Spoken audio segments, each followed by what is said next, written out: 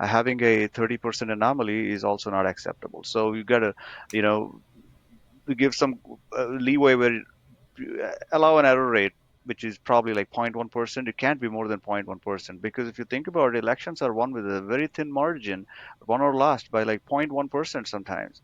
And if the margins of victory are so small, even a 1% chance of irregularity can erode faith in elections.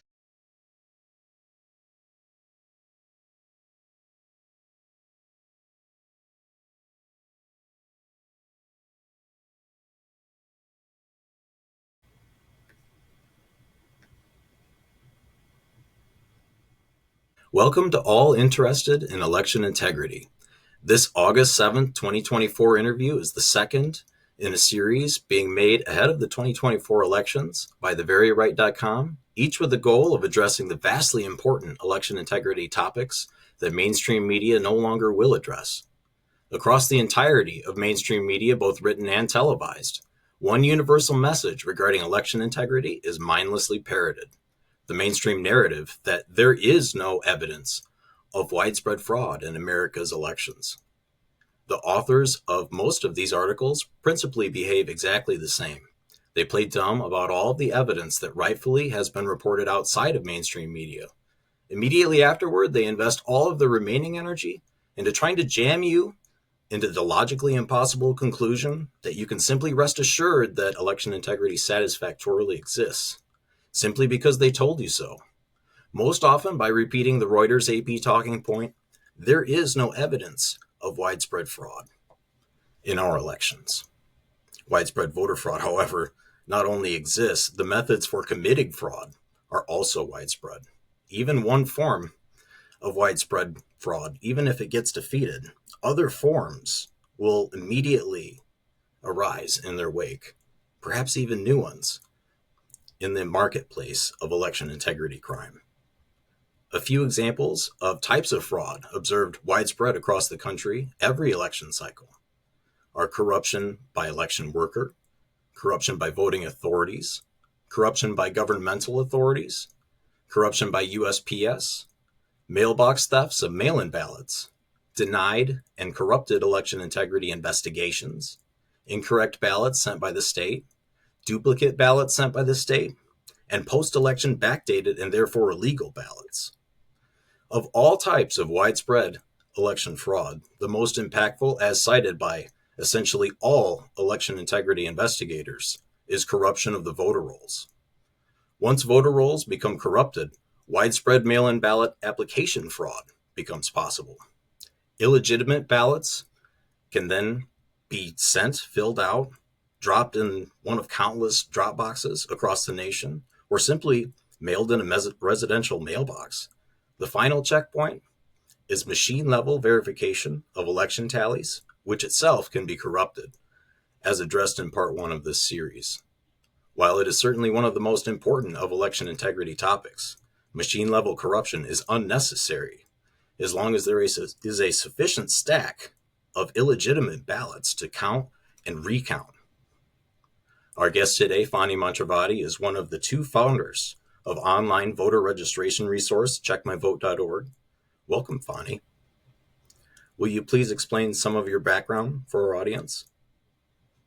Thank you very much, Jeff. My background, I'm a legal immigrant from India, came to this country on work, IT work, 20 years ago, and I'm a legal permanent resident. Uh, and I'm eligible for citizenship, but I haven't applied yet because I'm sure I'm going to fail the exam. Because one of the questions in the test would be, who is the president of the United States of America? And my answer would be Donald J. Trump, with a two-page essay on why I think that. And that answer will not fly very well, I can imagine, or as millions of people across the country will imagine, that. Uh, so that's why I've held off my application for being a citizen, and also my answer, if I write Joe Biden there, it will not really gel well with my efforts towards election integrity, because all that I've found so far is contrary to the fact, or a widely believed fact, that Joe Biden won the 2020 election. So in all uh, in good faith, I cannot write that as an answer in the test. So, well, that's where that lies anyway. Education wise, in India, I did my electrical instrumentation engineering from the Indian Institute of Technology, and then I started working right after. So when I came to this country, I started working. I didn't go to university here or anything. So I'm a bachelor's of technology and honors in electrical engineering, and by trade, I'm a full stack IT professional, full stack developer. I do programming, any kind of back end office programming, but completely like IT stuff, like any language, Java. So I've been doing that for 24 years now and counting. And I'm fascinated by data. I can tell a story with data. I can dig into data, and that's always been my passion. And I'm an all-round problem solver. I consider myself. And I believe that identifying the problem is half the solution. And as you start digging into the problem, as a matter of fact, in my experience, I've seen the solution kind of presents itself over time, as long as you're persistent. So I developed Check My Vote about almost I mean, it was a gradual process. It didn't just happen overnight. It started with a basic version in 2021, and in 2022, I met with a gentleman named Tim Vetter, who uh, we shared a lot of ideas, and he was doing his own investigations into the voter rolls and all the stuff that was going on. I was doing it on my own, but when we met, he brought in a wealth of knowledge regarding the process and the laws and what really, how it's supposed to work. And I brought in all the IT background with the technology and how various ways of looking at data and how to write complex queries to extract what you're looking for from the database. And because we're dealing with millions of records, it's just not small data, right? And we're dealing with millions of records monthly. We get a snapshot every month. So we really together hit it off very well. We worked together to bounce off ideas off of each other, and he would get this brilliant idea, and I'd say, "Hey, let's just build it into the website," and I code it. So now the coding side, he was more like the operational side, where he would meet with volunteers across the state. He'd bring in ideas from what people really are looking for in terms of tools that they would rather they have in order to help identify and then rectify voter rolls and keep them clean. So and I'd be like, okay, let's make it happen and write the code to put it up on the website and people would use it. So Hmm. Okay. So, how and when did you identify election integrity in the United States as a problem? it was a gradual build up. In On November 3rd, like millions of people across the United States of America, I went to bed. I was never passionate about elections, by the way. I was not a political person. I was more like, I knew my technology. I used to live my life. I like camping. I like doing my things, golfing, ping pong, whatever, pool, play a game of Not in pool it for with power. friends. No, absolutely not. But as my awakening really began, not with politics, really, actually. As a matter of fact, it began with what they're putting in the food supply. And this was, I think, in 2015. And also made in China, the whole manufacturing stuff, where I used to be in awe of the ingenuity of the products built in the USA 30, 40 years ago. But I saw a complete decline of products and I really saw that it's all coming from China. And I'm not nothing to knock China against, but the quality is just use and throw, in the refrigerators nowadays. But 2015, I saw a bunch of episodes by Glenn Beck. He remains my favorite investigative journalist, and that began my awakening process. But again, I was still not into politics or any election related stuff until 2020, when I went to bed on November 3rd, like millions of people across the country, we thought Trump was winning. And then you saw this infamous result next day that somehow magically overnight stuff happened. And, the result is the opposite of what one would expect. So it was a shock. It was absolutely a shock. And the many like minded people were questioning these results. And there were anecdotal stories that would emerge every now and then that would say, well, here is a dead person that voted, or here is a non citizen that voted.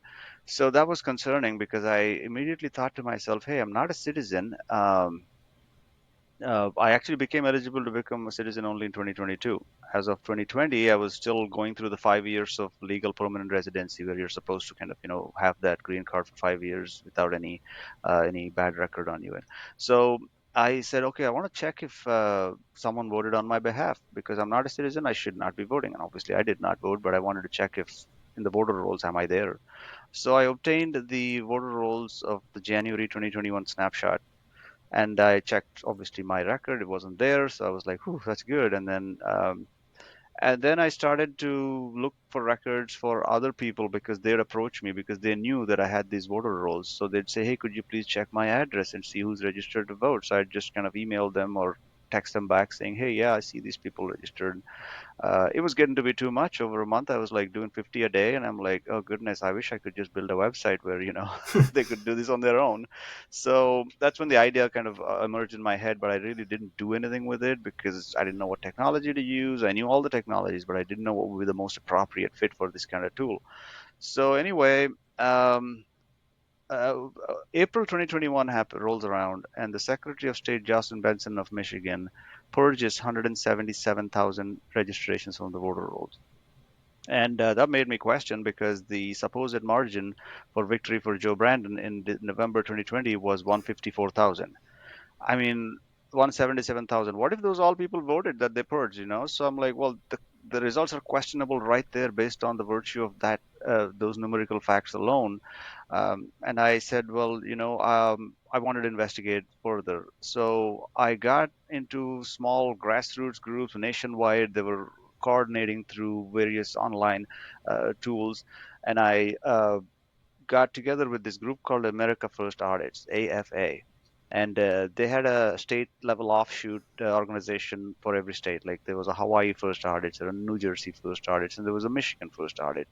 So I joined that group, meaning there was nobody in that group. They were going to start that group up, and they said, "Anybody want to volunteer to do Michigan?" I'm like, "Yep, I'll do it." And they gave me a server, and it's a file share server. Basically, you could put your documents there, you could put your Excel sheets, and kind of use that as a collaborative platform for your volunteers to share files, maybe exchange notes, or maybe fill up an Excel sheet, do something collaborative work thing. So I was managing that server, making sure it was up, and every month I would just kind of make sure files are storage is enough, etc. But at the end of 2021, what happened was the people who were funding that server ran out of money and they just couldn't fund it anymore. So I told them when the server went down, I had like half a dozen or a dozen volunteers and they were using it because I used to take the voter rolls and I used to slice them down into the 83 counties that are in Michigan and put it up there so that it's manageable because you couldn't open the entire Michigan state's voter rolls into Excel because it has too many, is more than a million records. So Excel has a limitation, right? So I used to break it down into separate counties so county leads could take it and do things with it. So anyway, um, after that, I started to pay the server's fees just to make sure it's up and running so people are using it. So I kind of took over the server. They gave me the server. They just transferred the server to me, and I started to use it. And then I started really getting on this idea of building the website using that server. So that's when Check My Vote. It existed in different names before. Actually, it existed under liberatelivingston.org, which is the county I live in Michigan, because I was only focusing on my county first. But then I said, you know what? I have the entire state's voter rolls. Might as well just do the entire state. So I then cipher.info was the other domain, which is my uh, nickname on social media platforms. Cipher, Psypher. It's a play on the word cipher, Cipher. It's like encrypted text. So I'm also passionate about data security, by the way. So that's why I use the word cipher. But um, then I had cipher.info, but then Check My Vote came to my mind one night at 2 a.m. and I said, wow, what a great name. And I just got up and I registered the domain at 2 a.m. in the night. I rolled out of bed, came to my computer, and I just registered it. That was exciting. And then I just hooked it all up. And then as I was working with Tim, summer of 2022, I met Tim through another gentleman who was also doing election integrity work. He was filing all sorts of lawsuits pro se in this state. Uh, so that's how I got involved. And Audit My Address was born first because people could check their address and see who's registered to vote. And slowly, as people gave me ideas saying, hey, this person doesn't live here. What do I do about it? I said, yeah, you're right. What do you do about it? Because my website was only a read only site. You couldn't do anything there. So I said, okay, I'll add a checkbox and I'll add a way for you to flag it, saying enter information as to why you think this shouldn't be there. And I'll take the data into my database, and it started building, like, as people would give feedback saying, wouldn't it be nice to have that? Or wouldn't it be nice to have this? I'd build it up into the website, and Tim would pull in all those needs and requirements of the people and give it to me, and I'd just kind of keep building stuff on top of it. Okay. Yeah. Especially in lieu of the article about checkmyvote.org. written by the New York Times, aka the toilet paper of record. Would you like to comment on how difficult the pursuit is for anyone who has made something very useful for society when trying to get their complete, unadulterated thoughts publicized by news agencies? Oh yeah, it's a great question because news agencies, most of them anyway, that we're used to at primetime TV shows, etc., are all opinion factories, the way I see it, because they are pushing. They have something in mind that they want people to believe. They view themselves more as influencers and opinion makers or opinion shapers rather than uh, reporters, really, because reporting is based on truth and facts, which most of the time is not really exciting. And they want to sensationalize things, they want to brainwash people or whatnot, but it's so hard to get through to getting your work published because you, especially work like election integrity, doesn't fit into what uh, what uh, whoever it is that wants people to believe. So it's very hard to get through and get our work published because of the prevailing uh, infrastructure, or whatever you want to call it, the system that is basically churning out opinions. So if you look at CNN or any of these news agencies on the TV shows, you have 10 people, talking heads, talking to each other, giving their opinions. But in the olden days, you had one person saying, "This is what happened here. This is what happened here. This is what happened here." You draw your opinions from that. But now it's inverted. You have opinions being thrust down to you by 10 different people on the same show with this grid like view, and then you're supposed to find the truth. So most of the people have resigned to this fact that, hey, you know what, I don't want to find the truth because it's a sensory overload for me, and it's so arduous to even kind of start digging for truth. Just tell me what to believe in. I call it fast food news because it's like you can go cook at home, make a nice meal for yourself. It's going to take some effort. You're going to have to source those ingredients, get the freshest vegetables you could, or freshest meats you could, and cook it. But it's a lot of effort. But Hmm. you gain the benefits of it. Same thing with news. If you source your news and connect the dots yourself, it's a lot of effort. But you have formed your own opinion based on what you have collected in terms of bits and bytes of information. But people don't want to do that. They want to just take prefabricated, manufactured opinions so they don't have to engage in the sensory overload of digging for the truth. That's where the society is today, which is why I think it's a challenge somehow to get your work even being talked about in traditional news outlets. I've compared in the past believing wholeheartedly mainstream media to eating out of a public toilet. Oh, you bet. Um, There, you said it. I'll probably borrow that. I'll say that again. so now we're going to transition into how voter rolls should work. So we're going to start for all who are new to election integrity. What is the purpose of having voter rolls? Well, it's very logical that in a republic, in a properly functioning republic, uh, every person uh, should be voting, and they make their voice heard through at the ballot box.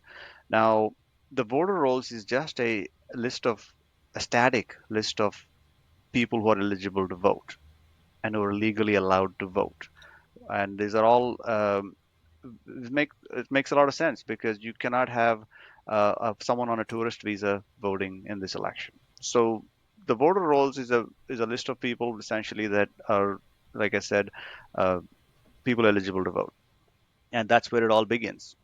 Um, from there, you have that's I call it the first link in the chain of custody, and you have the list of people. Now, when elections roll around, what happens is elections are held at the most basic level, right? The precinct level is the smallest unit in the country. Elections are held at that level.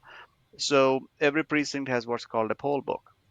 And this poll book is very simply an extract of the list of eligible voters who live in that precinct, who reside in that precinct, and that's called the e-poll book. You must have heard the term before, where the person sitting at the behind the desk when someone comes to vote is operating the poll book. They have is an extract of the voter rolls at their laptop, and they are supposed to do two things at that point: check the person's identity, make sure they're in a not in a active status in the voter rolls, and then hand them a ballot so they can cast their ballot. And if they're not in a active status, this is about Michigan, by the way. It may function differently in various other states, but the idea is the same. You have to be a resident in that precinct to be voting there, and you do that by checking proof of residence as well as your ID. But if you're already an active voter, you don't have to, produce proof of residence. Just provide your ID.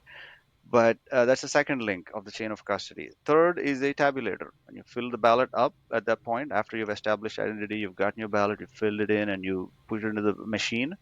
That is another vulnerable point because the machine needs to count it properly. And if, for example, there's bleed through and stuff like that, where the circle hasn't been marked properly, or you've been given a Sharpie or something, then it goes to what's called adjudication, where someone else refills a ballot for you. That's a kind of a potential. I'm not saying that whoever is refilling it is going to create fraud, but there's a chance. So the tabulator is another vulnerable point.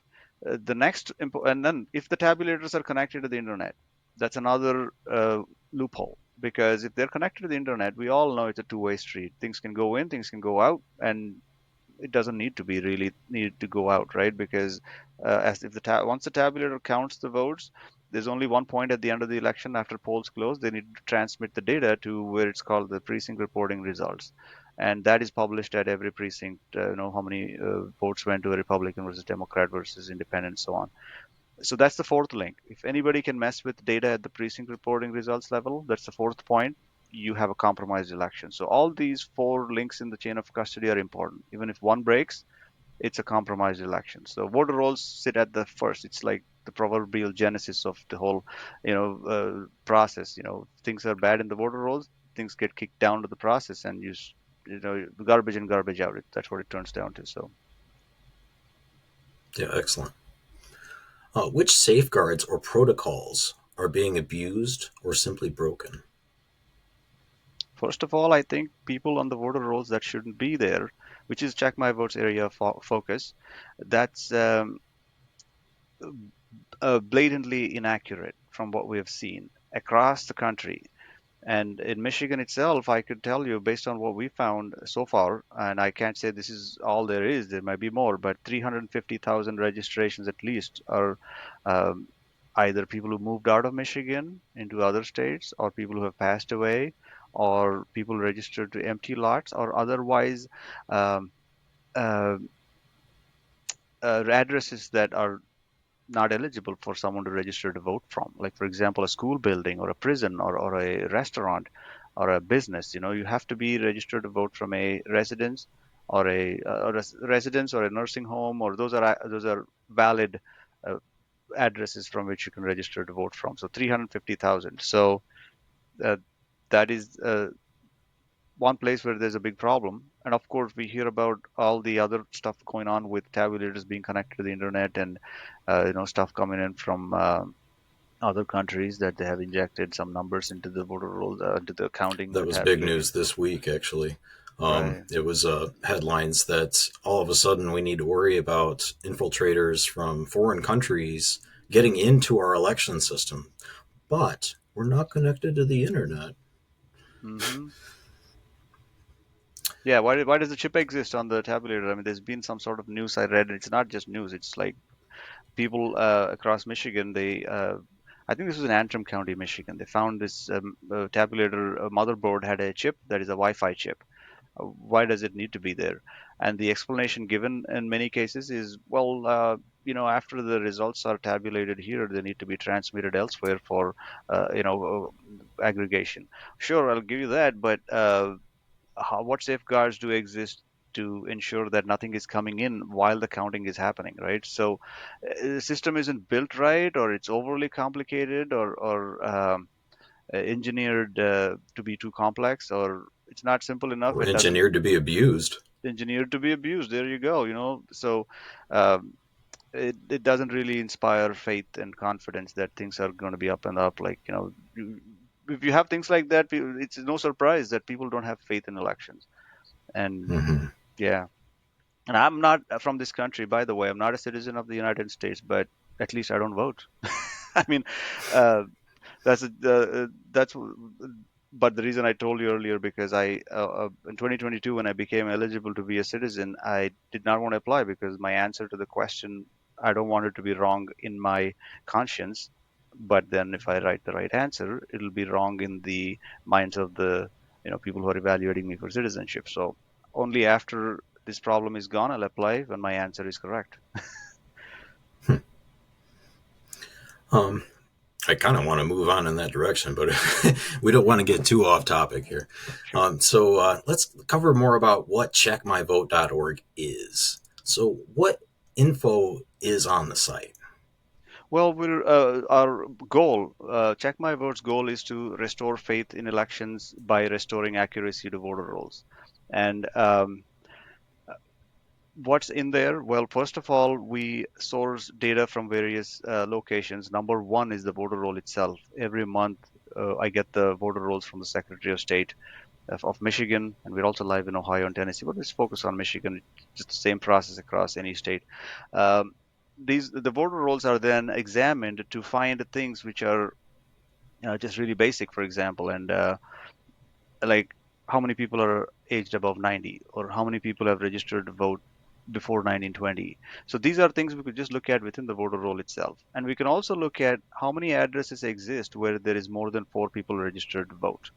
And that kind of shakes out a list of registrations marked for review, meaning uh, just because there is 50 people registered to vote from a place isn't by itself wrong, because it could be a nursing home, because it could be an apartment complex, or what have you. Uh, Volunteers can then work on addresses in their precinct to classify these addresses where there are higher number of registrations. So if someone classifies a location as an apartment complex, well, it's no surprise that there is 200 people registered there. But hey, now that piece of information is so useful for Check My Vote, because now based on that uh, uh, location categorization alone, we can go find the registrations that don't have apartment numbers. And we can allow volunteers to flag them and then kick them down the process all the way to make a challenge with the local clerk. So essentially, Check My Vote is a citizens voter roll integrity management tool where we empower citizens uh, to check and I say residents here because in my case, for example, I'm not a citizen, but I do want to check that someone isn't abusing my identity to go and vote. So I use the word residents here uh, to ensure that I can check that no one is using my identity to vote. No one is creating a voter registration in my name. And I do that every month for myself, as well as, is available for people to do that too across the state, wherever we're live. And that's audit my address. And I can also go, if I'm a citizen, I'm also go check my voting history, whether I voted absentee or in person or early in any of these past elections. And if it doesn't reflect the true facts, whether, if I voted in person, it should show in person. But if it shows absentee, that means something's wrong going on. And that's a different story, which I'll talk about later. It's a lawsuit that I have ongoing with the Bureau of Elections based on that thing.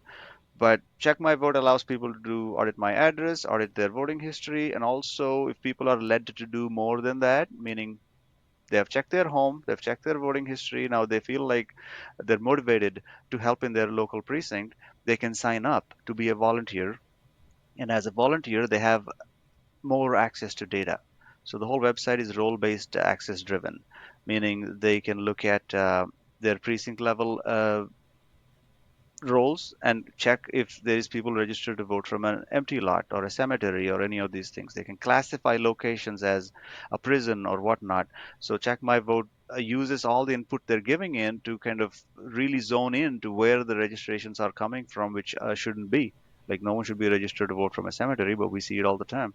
And then they can act on that data by sending them to triage, which means a second level volunteer gets to check the work of the first volunteer and then confirm it and then bring it over to a challenge. Now, the other data set that we use is national change of address data, commercially obtained, reliable because it comes from the USPS. And it's a list of all the people who filled a change of address card to basically get their mail sent to the address that they moved to. And that also tells us who moved out of Michigan and or out of the state. And we want them removed from the voter rolls unless they're from the military, because military people can vote from a different state. And there may be some temporary moves too, I'll give you that. But that is why we don't just take the NCOA data and go to a clerk with it. We have people who canvass, door knock, and kind of also do a get out the vote effort and ask, like, hey, and if you go to check my vote, you'll see like at a location which has between anywhere between 4 and 12 registered people to vote. Numbers like 50 and 200 usually are like nursing homes or apartment complexes. But when there's a 4 to 12 people registered to vote, it's 9 out of 10 cases we are seeing, and I'm saying this from experience and even looking at data, that you see pairs of last names. You see a Jones family and a Smith family and some other pair of last name, and it's very unlikely that three different pairs of last names are living in a single home. It's usually that a house was sold to someone else and they sold to someone else, but their registration still remained there. This is where our door knocking helps. Our volunteers go door knock and find out, hey, is this the Jones family? And sometimes they get an answer saying, no, we're the Smith family. Well, we see Jones registered to vote here. Well, that's when we kind of source an affidavit from the person who lives there, the owner of the home, to get them cleaned out from the voter roll. So it's more like a effort going on statewide at the lowest levels in their precincts, where we engage with the citizens itself directly, themselves directly, and take them to the clerk after doing all our due diligence, which essentially the clerk should be doing. But we know that they're understaffed and maybe not budgeted enough, or I don't know where the tax dollars go. But our volunteers do this work out of the good of their heart to help with this effort. Now, I wasn't quite sure if you touched on this just a little bit, but we definitely want to highlight it for the viewers regardless. What is the source of your site's data, and how is the information used? The source of my site's data, number one, is the voter rolls. It comes from the Secretary of State, the Bureau of Elections, through a FOIA request. I directly get the data from the Michigan Bureau of Elections because I pay them for the data and I get it from the FOIA website .gov. So it's straight up as it can be. I don't get it from secondary sources or anything like that. I get it Exactly. directly, right? And number two, and I have the chain of custody to prove that. So, and number two is the national change of address. We get our data from licensed USPS data vendors, which is True NCOA is one of them, NCOA Link is one of them, BCC is one of them. There's various vendors, and they have sub licensees, and then they sell that data. It's commercially obtained. So we purchase it from one of those from NCOA Link, and that's the second source. The third source of data is a list of all the USPS offices across the country, and there is 44,003 of them, and it's a standard list of USPS offices across the country.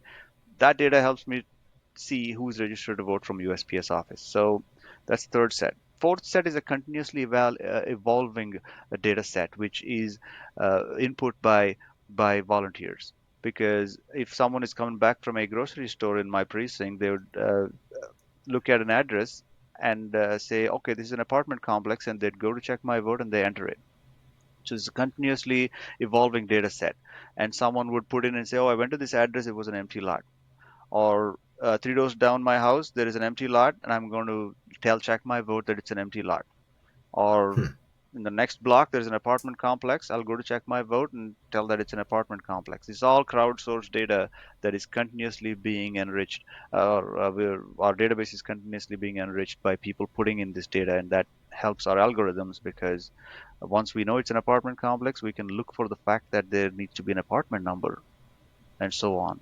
So if someone puts in information saying this is a restaurant, I can immediately flag those registrations saying, well, nobody should be registered from here. And then we can send a volunteer over to confirm the facts and then put together a challenge for all the people who are registered to vote from the restaurant because it's an illegal type of registration. So those are our data sources. Nice. Was creating and maintaining checkmyvote.org straightforward, or did you encounter trouble along the way? Well, like with any project, you encounter obstacles, and your persistence takes you through. Technically, I encountered many challenges where Um, first of all, decision making as to where to host this. Fan of, uh, I'm not a big fan of big tech, so I don't like to host on Azure or Amazon or any of these platforms. But I wanted to find a good small business that I could support. So I went with one of the vendors that has a cloud-based hosting mechanism, and all my domain names are set up with Epic Hosting, which, if you remember, in 2021, when Parler, the social media platform, was kicked off by Amazon Web Services for reporting on the election fraud, Epic took them in, and I really respected them for that because they welcomed Parler to be hosted on their servers. So all my domain names are with Epic, and the challenges were essentially to find institutions that I want to work with, and I don't even bank with. Even the donate button on Check My Vote is not hooked up to any of the big banks. It's hooked up to Old Glory Bank, one of the most patriotic constitutionalist banks. So to put together all the organizations that I want to do business with, patriotic businesses only, it was a big exercise in itself. But I want to do things right and not do business with woke organizations. So then many other challenges continue to occur where, for example, the file from the Secretary of State wouldn't arrive on time. I'd get an email saying we're running 1 week late or 3 days late. Okay, so we'll roll with that. But the biggest challenge we encountered is when in February 2024, when I was told by the Secretary of State's office, Bureau of Elections, that in Michigan, that I will not be given the voting method field anymore, which is an important field because up until then, Check My Vote used to show how an individual voted in any given election, absentee, in person, and so on. What date did that happen? February 2024, February February 2029. 20. Yeah, I saw that. I was going to ask you a question because I pulled up my own voter roll, actually, took an image of it, where no Hmm. longer could you see that I voted in person. It was Yeah, completely vague. So, yeah. yeah, I kind of wondered what was going on with that. Yeah, it only tells you whether you voted or not because they removed the column that indicates whether a person voted absentee or in person. And prior to that, I'd get so many comments on my website. I'd get those contact us people put in message saying, "I voted in person. Why does your website say I voted absentee?" And I had to get back to them say, "Hey, I'm not making this up. It's the data that I get from the BOE. I'm just showing you what it says in the voter rolls." So all these people didn't like the fact that the data shows that it's absentee versus when they voted in person. So they'd go to their clerks and ask them the question, and I guess that really didn't fly too well. So they came back to me saying, well, we can't give you this data anymore because it's just causing too many problems. Or Was so that even a legal maneuver? I have a live case in the courts. I have sued the BOE on that regard, and there is the defense, the Bureau of Elections filed a motion to dismiss my case, but uh, the good news is that the judge denied their motion to dismiss, and this was on July 22nd. That And I you're was going to talk about that a little bit later. I'm oh glad. yes, yeah, it became a segue here. Yes, glad we have Yeah, that later. right, we do. Um, So yeah, anyway, yeah, I don't know where our question started, but I think obstacles along the way. Of course, getting reliable volunteers who we have 600, 650 signed up volunteers, but only about 150 are active because with any website, people sign up, but they won't do anything because they just don't know how to do it. And my challenge was to train them, how to train them properly to use this system because only I know it in my head and Tim knows it in his head because he was working closely with me. That was a big challenge to bring in people and keep giving them the training they need in order to use the system effectively, and that was one of the biggest challenges. And also bringing in people who are committed to the cause and not using this data for non-intended purposes, because we give out data that's pertaining to voter rolls and we respect people's address and their information and data. So we have to vet every one of our volunteers. We don't bring in just anybody and say, "Hey, take these voter rolls." So we have to vet them to ensure that they have been active in the election integrity space for a certain number of time before we actually hand them the data and bring them into our group. So it was a big challenge, but I think we have a strong group right now that are committed to this cause. They use this data for this purpose only and no other purpose, like stalking your ex or something. I mean, so uh, but yeah, we have a great group of people, and that was a big challenge to get together a solid group of people who are committed to the cause and this cause only, and do this work on a continuous basis. let's move on to the next section here, Michigan's voter rolls. Hmm. CheckMyVote.org was built to help address data discrepancies in voter rolls. Is official voter data in Michigan accurately monitored to ensure potential voters are lawful and existent? Yes. Absolutely, because in Check My Vote, we have when a volunteer flags a registration, it goes to triage. And when it goes to triage, it can take two paths from there. Number one path, the path to actually making a challenge for that registration, if it is determined by two independent volunteers to be not accurate or has moved out or what have you. But the second path is to, if someone door knocks and says this is a Smith family that lives here, Check My Vote allows them to mark them as okay, meaning green flag them, meaning, we don't challenge them because they are actually there and we should not remove them from the voter rolls. So we have the workflow allows separating the ones that are legally eligible to be on the voter rolls versus those that are not by virtue of various other criteria like deceased or what have you. So we do have those safeguards to make sure that we track both. How dysfunctional are Michigan's voter rolls relative to other states? I would say, in my experience, from what I've seen, they're worse. I mean, I haven't seen every other state, so I can't speak to all the 50 states. But in comparison to Tennessee and Ohio, where we're live at, I think Michigan is definitely the worst um, in terms of the volume of the number of registrations that are not supposed to be on the voter rolls, as well as the number of challenged registrations. That means I remember I gave you the example of 350,000 at least that are not that shouldn't be on the voter rolls.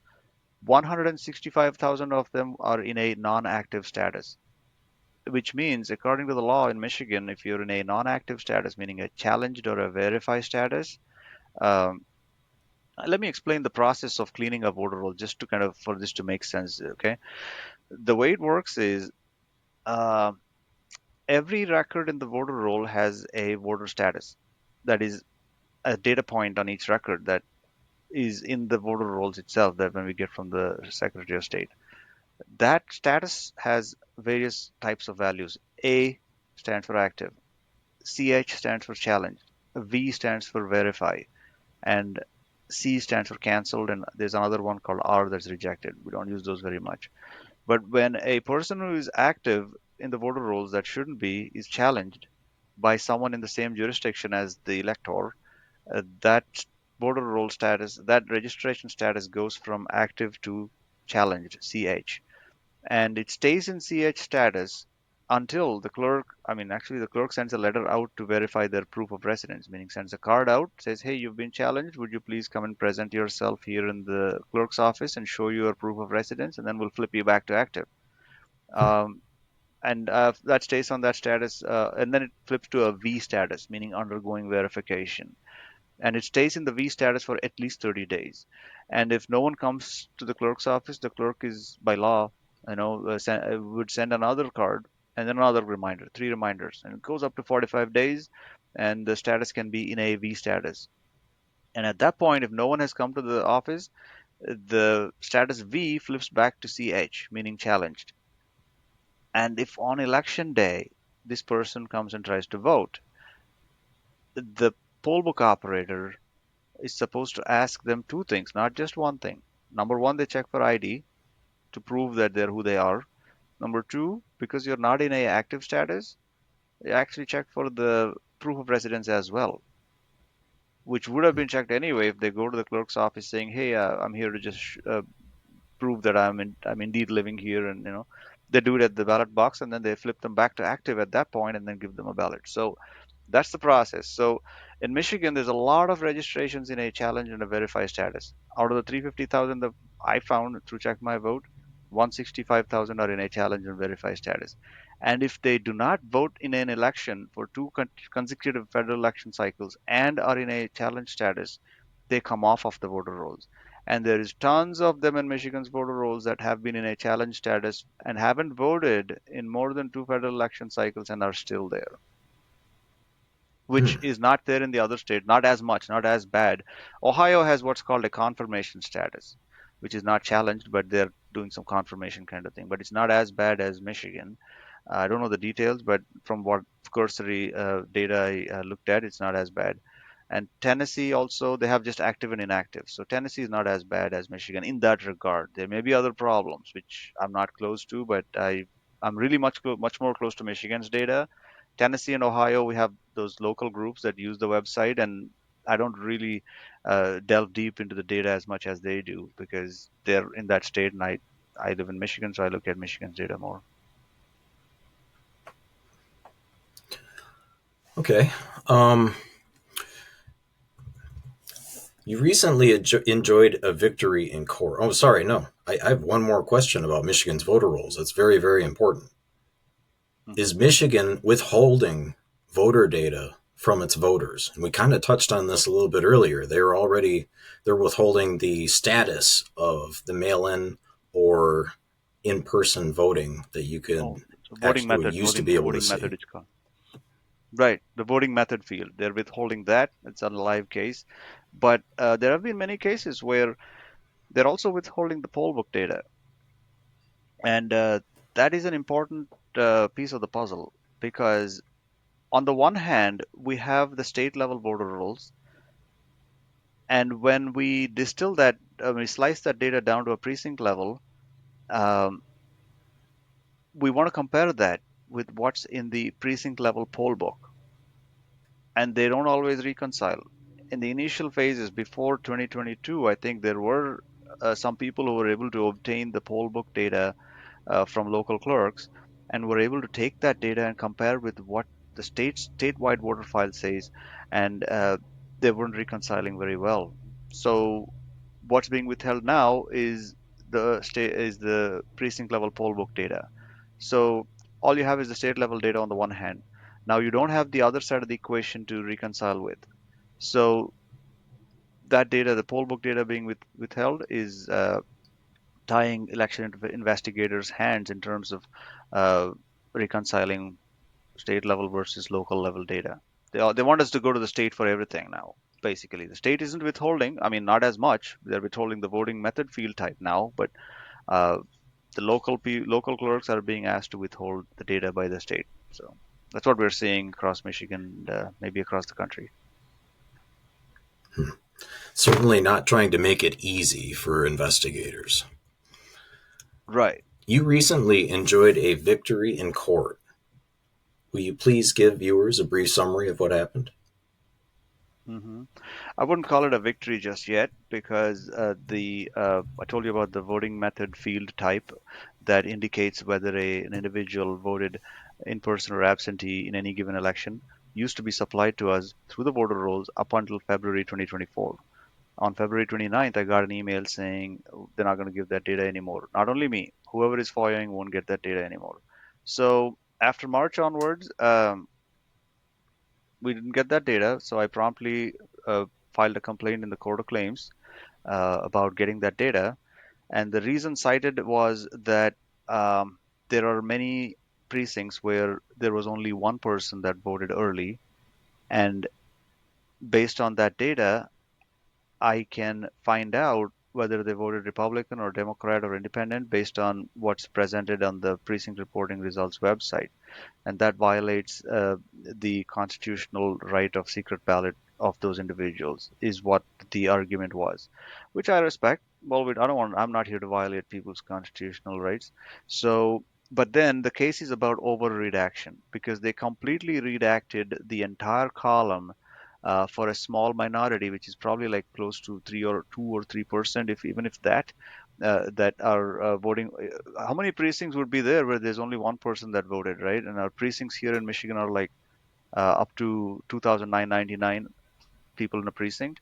And they're also consolidating precincts to become bigger. So the odds of only one person voting in a precinct goes even much lower. So uh, that argument didn't really make sense to me. So I said, well, if you really want to redact it, just redact the entries where there's only one person that voted in that precinct. So that way you're on the clear, but you can't redact the entire column. Where do you draw the line, right? You can redact the entire file. Don't give me anything just because there's one person who voted somewhere. It's such a hypothetical argument too. So that's the case about really, and the defense filed a motion to dismiss my case because based on the exact reason that I just stated earlier that they shouldn't have to give me the data because it violates could potentially violate someone's constitutional right to secret ballot if there was only one person that voted in a given precinct. Such a borderline edge case. Even in the edge case, I'm willing to cede some turf there and say, hey, redact those then. Give me the data for the other precincts where there is more than one person that voted, so I can't see how they voted. So the victory was essentially that the judge denied their motion to dismiss my case. So I'd call it a half victory because the case is still on. I haven't gotten the data field anymore as yet, and I'll consider it a victory only when I get that data field back. Not only me, but anybody who makes the FOIA request. So it's a FOIA obstruction case, really. It's a victory when the standard is just to completely shut you down immediately. So, yes, definitely a victory. Yeah, in that regard, I agree. Yep, I'll take that. Finally, what are your future plans? Well, my future plans have always been what I'm doing now, essentially, like to collaborate. I've started as an independent investigator and assisting any other groups that are in this field of uh, finding out what's beneath the voter rolls and helping fix them. So there's many organizations that are doing the same thing, and I highly respect them as well. Eagle AI is one of them, based out of Georgia, and there is True the Vote does some great work, amazing work, and I really am in awe of the amount of stuff they've built. The 2000 Mules movie, some of it was showcased in that documentary. So my future plans are to continue to synergize with organizations like that and also see where I can contribute, still retaining my own identity as an independent contributor.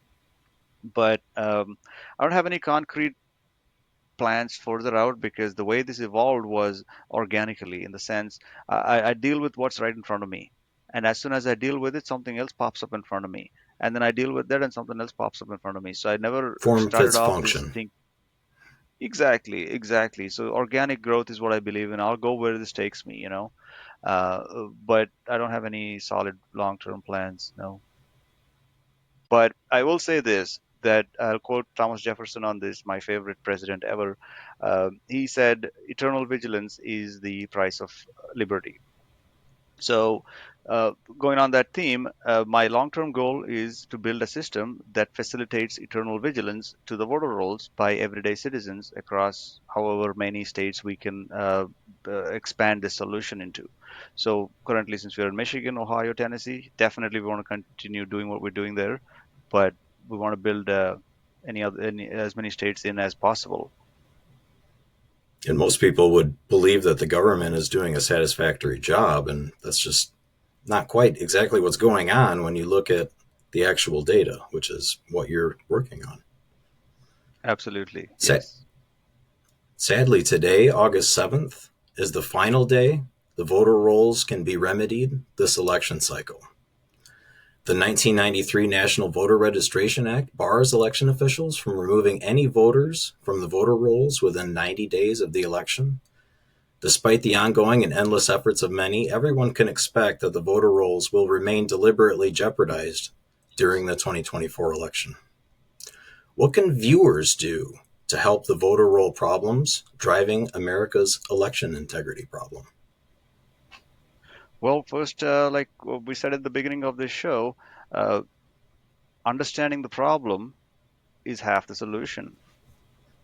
So the viewers could first look at what the problems are. Go to checkmyvote.org and you could see the real high level summary metrics as to the state of the voter rolls and how many uh, anomalies exist, inaccuracies, etc. at a high level, and then get involved to help clean those voter rolls up. So uh, be active in your precinct, check who's registered to vote from your home, make sure there's not people getting planted on your home to register to vote. Or when you move, when you sell your home, make sure you take your registration with you, or get yourself cleaned up from the place where you moved out of. So it becomes a bit of a civic duty too, as a matter of fact, because uh, obviously from what we're seeing, the voter rolls are not accurate, which means the government isn't really doing what they're supposed to do.